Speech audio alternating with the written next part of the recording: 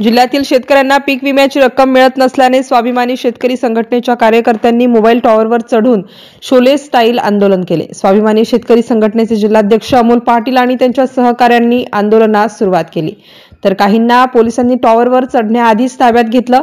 गेल्या वर्षीच्या पीक विम्याची थकबाकी तात्काळ वितरित करावी, तसेच शेतकऱ्यांना सरसकट कर्जमाफी दिली जावी अशा विविध मागण्या सुद्धा यावेळी आंदोलन कार्यकर्त्यांकडून करण्यात आल्या।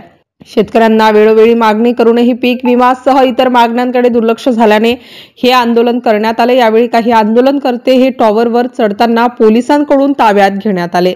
MCN न्यूज मराठीकरिता शेख अजीज शेख मोहम्मद, खामगाव। शेतकऱ्याच्या मागण्यांसाठी दिनांक 6 जानेवारी 2025 रोजी यांना पहिल्यांदा मी टावरवर चढण्याचा इशारा दिला होता। त्यानंतर दिनांक 9/1/2024 रोजी 25 रोजी मी यांना आंदोलन तात्पुरते मागे घेण्याचा यांनी मला जिल्हाधिकारी साहेबांसोबतच्या बैठकीचं पत्र दिलं होतं की आम्ही तुमची जिल्हाधिकारी साहेबांसोबत बैठक करू। त्यानंतर ही 10 दिवस उलटून गेल्यानंतरही यांनी माझी जिल्हाधिकारी साहेबांसोबत बैठक लावली नाही, म्हणून मी परत यांना 23 तारखेला आंदोलन करीन असा इशारा दिला होता।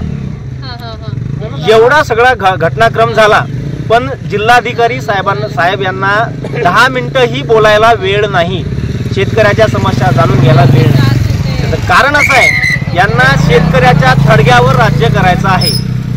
देवेंद्र फडणवीस साहेब महाराष्ट्राचे लाडके मुख्यमंत्री झालेत, परंतु त्यांना शेतकऱ्याच्या विषयी काही कळवलं नाही। शेतकऱ्याची तूर ज्यावेळेस मार्केटमध्ये येते त्यावेळेस त्या तुरीचे भाव पडतात, ज्यावेळेस सोयाबीन येते त्यावेळेस त्या सोयाबीनचे भाव पडतात, कापूस येते कापसाचे भाव पडतात, पण विनाकारण शेतकऱ्याला कसं वेठीत धरल्या जाईल याचाच प्रयत्न फक्त प्रशासन करते। आणि पोलीस प्रशासनानं मला अक्षरशः आता दाबण्याचा प्रयत्न केला,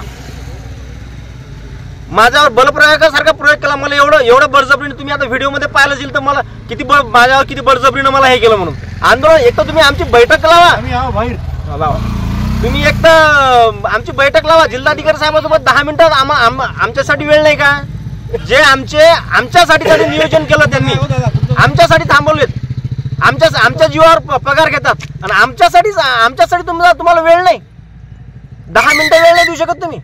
ही एक शोकांतिक गोष्ट आहे। त्यामुळे मी आता इथून पुढे आज तर आंदोलन होईलच, काही विषय नाही। मला यांनी इथून नेलं, उचलून टाकून नेलं तरी होईल, पण मी जोपर्यंत माझी जिल्हाधिकारी साहेबांसोबत बैठक होत नाही तोपर्यंत मी पाण्याचा थेंबही पिणार नाही आणि जिल्हाधिकारी साहेबांसोबत बैठक ही घेतल्याशिवाय राहणारच। आंदोलन मागच्या वर्षीचा 1.5-2 वर्ष झाले पीक विमा थकीत आहे आणि ठिबकचं अनुदान थकीत आहे आणि यंदाचा जो पीक विमा आहे तो मागच्या वर्षीचा खरीप रब्बीचा हे ट्रेलर होतं। याच्यानंतर आंदोलन याच्यापेक्षा तीव्र होणार, हे सरकारने याची दखल घ्यायची।